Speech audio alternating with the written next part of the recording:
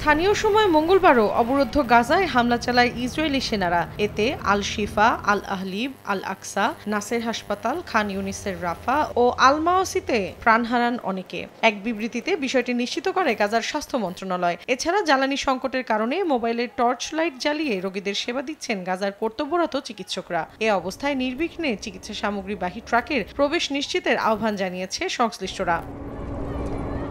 গাজার উত্তরাঞ্চলের রাস্তার পাশের একটি পুঁতে রাখা বোমা বিস্ফোরণে ইসরায়েলি ডিফেন্স ফোর্স আইডিএফ এর বেশ কয়েকজন সদস্য হতাহত হয়েছেন। এক প্রতিবেদনে এ তথ্য জানায় টাইমস অফ ইসরায়েল। বিশেষজ্ঞদের ধারণা, এই ঘটনার পর অবরুদ্ধ উপত্যকায় অভিযানের মাত্রা আরও জোরদার করতে পারে নেতানিয়াহু বাহিনী। এর প্রতিক্রিয়ায় দেশটির জাতীয় নিরাপত্তা বিষয়ক মন্ত্রী ইতামার বেনগাভির দোহায় হামাসের সঙ্গে আলোচনা করতে পাঠানোর প্রতিনিধি দলকে অবিলম্বে ফিরিয়ে আনতে নেতানিয়াহুর প্রতি আহ্বান জানিয়েছেন।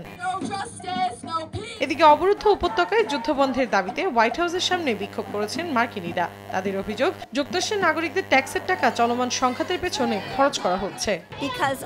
গাজার মানুষ যেভাবে মারা যাচ্ছে তা আমার সহ্য হচ্ছে না। এ যুগে দাঁড়িয়েও এমন ঘটনা ঘটছে, এটা অবিশ্বাস্য। নিজেকে প্রচন্ড অসহায় মনে হচ্ছে।